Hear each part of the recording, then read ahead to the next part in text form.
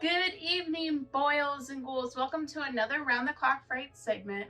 My name is Kimberly, and today I am going to be reviewing the 2019 film Brightburn. Brightburn. Sorry, my lighting was on it, so we couldn't see the cover. But yes, this was actually my first time watching it, and man, do I have a lot to say about this movie. So yes, if you have not seen Brightburn and you do not like spoilers, definitely turn off this review, go watch Brightburn, come back, and then check out my review, because I am definitely going to be diving deep into this movie and a lot of spoilers will be spoiled.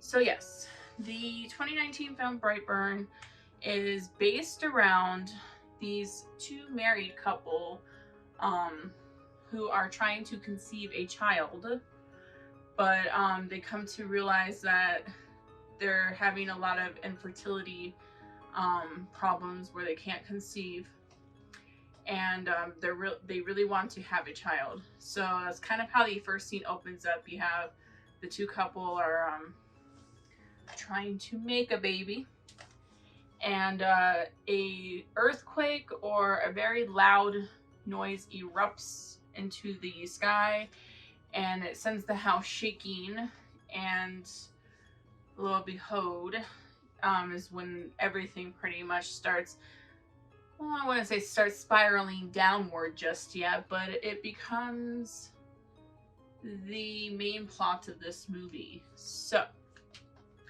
yes, you have these two couple who are trying to conceive a child, can't, and they end up finding this this like an alien, I want to say like an alien pod in the middle of the forest, where they find an infant baby, which in their eyes probably thought got abandoned, but little do they know that this baby comes with lots of very powerful abilities that does not come until later, once he hits puberty.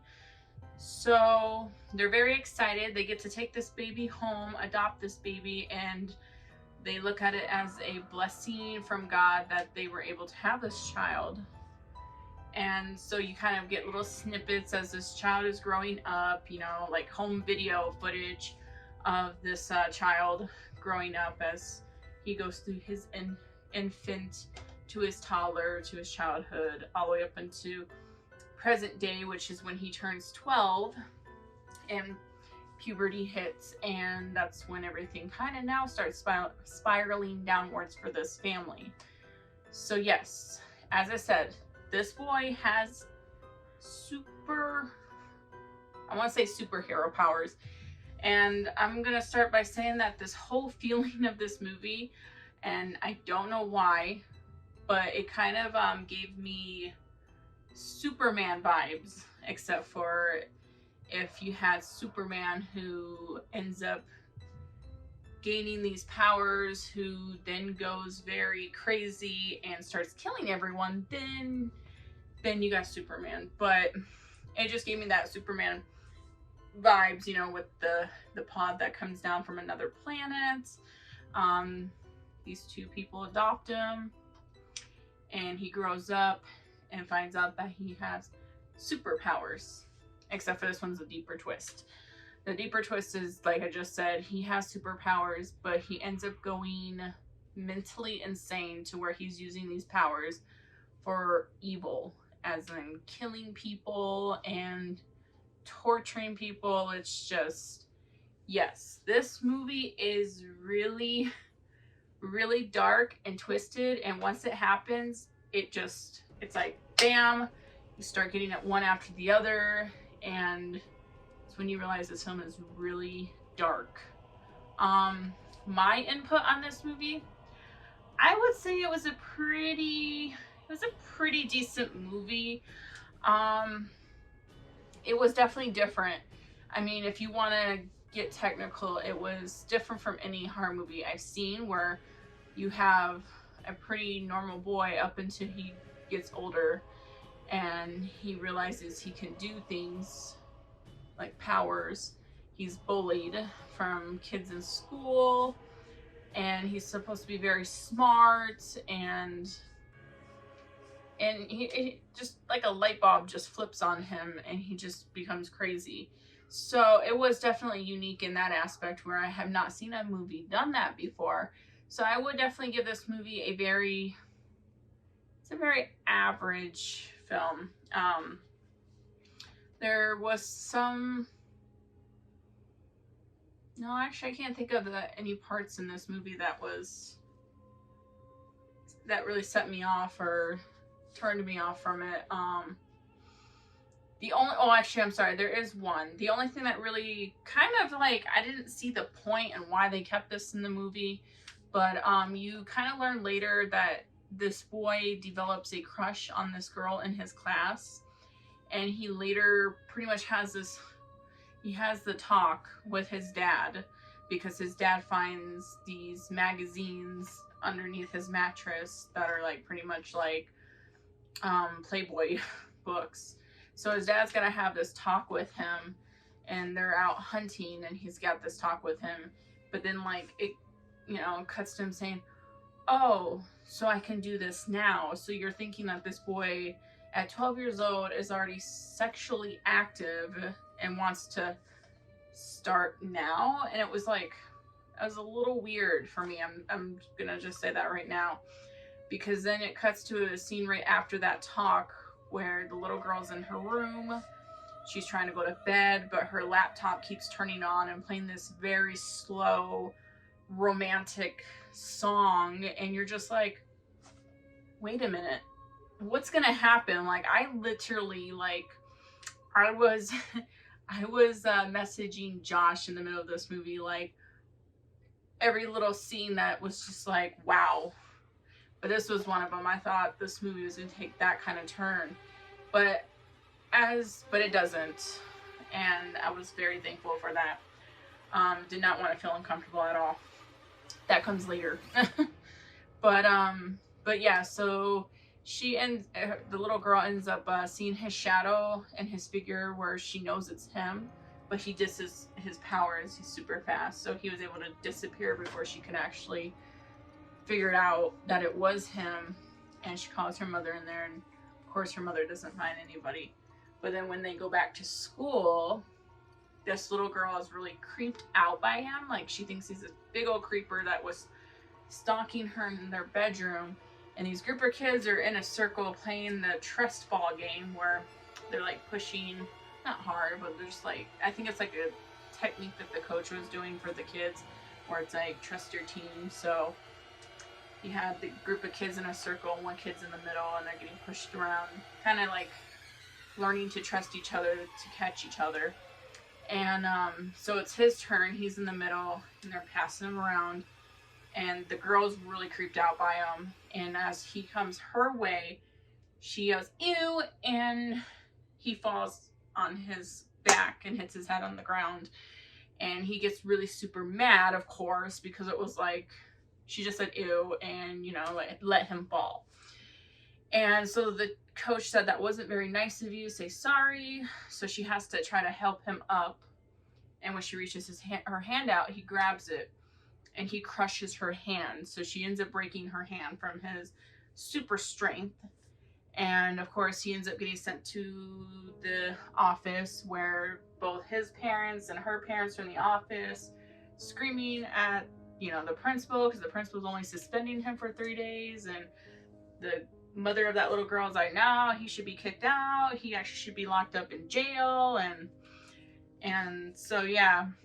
But what I didn't think was necessary was the build up to this, because I didn't get the point and why we introduced her character, because you get her later on, shortly after that incident, where she's in her bedroom with a cast on her hand, and she's looking at her computer, and he shows up, and this time he makes it known that it's him, because he comes in to talk to her, and she's freaking out, and she says, "I can't be around you, my mother won't let me," which you would think she would have just said, you broke my hand, you creeped me out, I don't want to be around you, but it's like she threw her mother under the bus, and he says he's going to take care of that, and then leaves.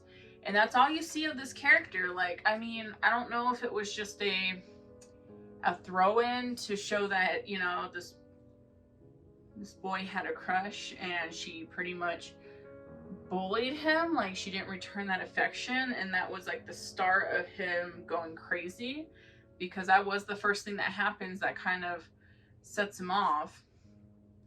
So I don't know, I didn't see the point in that character build up. It didn't go anywhere. It wasn't, I don't know. So yeah, that was the only thing I saw. Other than that, the special effects were really, really good. I can't complain about that, because I'm telling you, some of these death scenes literally had me cringing, or had my mouth like in shock.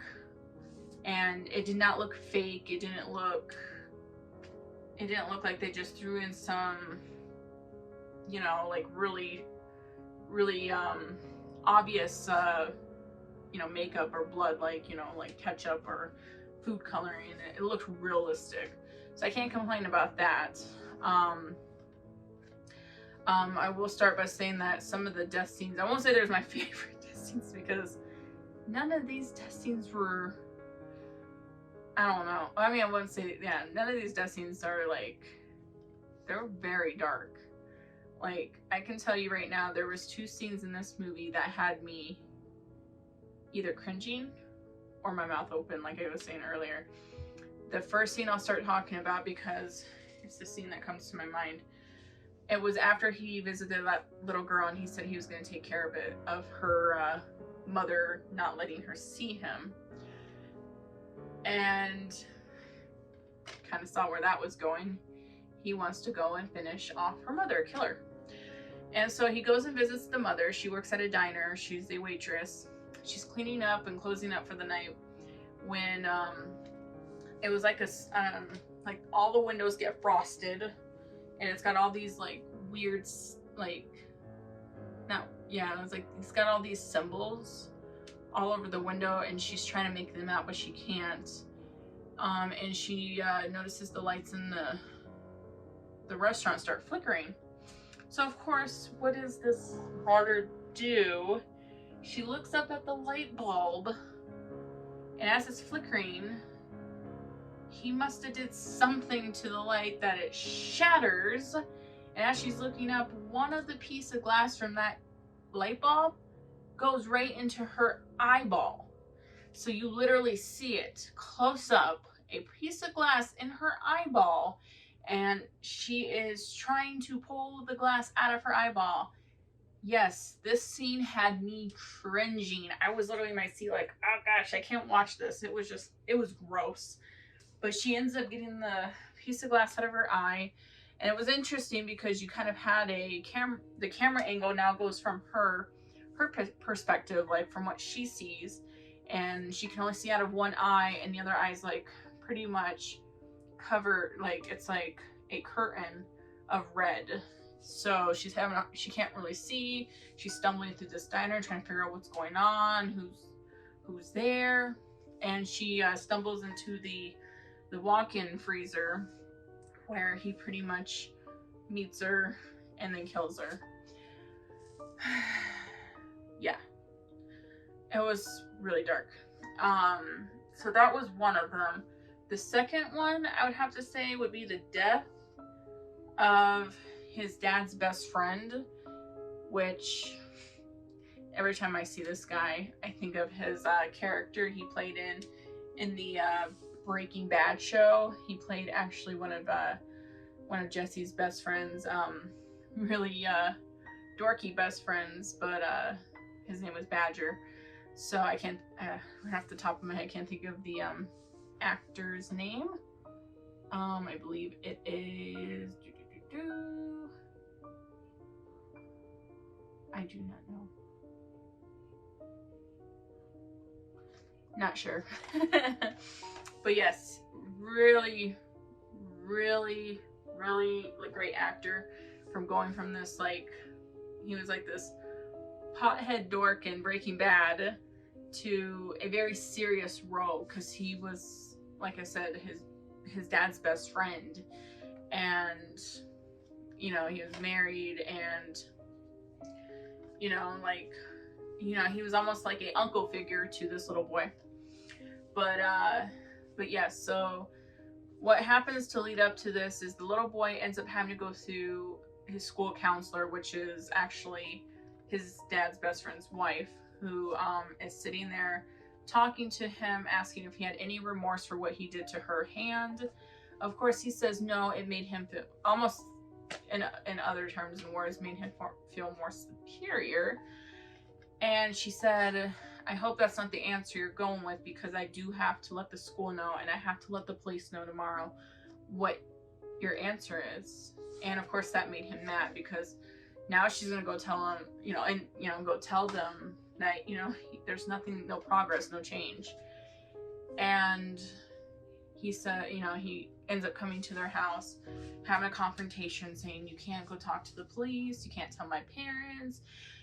If so, it's going to be all bad for you. And, you know, of course she gets creeped out, saying this is very inappropriate. You better go home. And of course, you know, he acts as though he leaves, but he doesn't. And just as you're thinking she's going to be the next victim, she is not.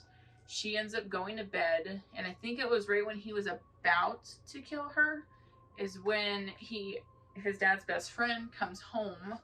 He's drunk off his butt, just got done hanging out with his dad, and he's coming into the house. He's, you know, kissing his wife on the forehead, goes to brush his teeth, and he finds the boy inside the closet behind clothes, and he's like, what the heck are you doing here? You're not supposed to be here. I'm going to take you home right now. Excuse me. So, you know, he grabs the boy by his arm, takes him outside. He said, you're not going to tell the little boy asks him, you're not going to tell my parents. And he says, he's like, that is like the least of your problems. I could like kick your butt right now for what you did. But yeah, you know, in other words, he's going to tell his parents. That made him mad. They get in the car. They start driving. And then that's when he said, please don't tell my parents. And he said, I have to tell your parents. And that's when, you know, he pretty much, you know, jumps out of the car. And then he freaks out, or not freaks out, but he's like now having to pull over his truck to go find this boy that just jumped out of his vehicle, moving vehicle at that. And he doesn't find him, but then when he comes back to his truck, that's when he sees him. And oh my goodness, this next part. So as he's getting into the car, or the truck, the boy pretty much, I'm trying to think of the boy's name too.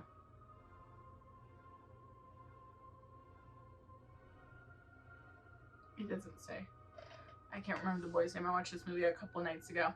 But he pretty much lifts this guy's pickup truck while he's in it up from like the back. So you got the, you know, the steering wheel in the front, like facing the ground. So he's getting lifted up into the air at very, like, really high up, and then he lets go. And when he lets go, the truck comes down, you know, front first.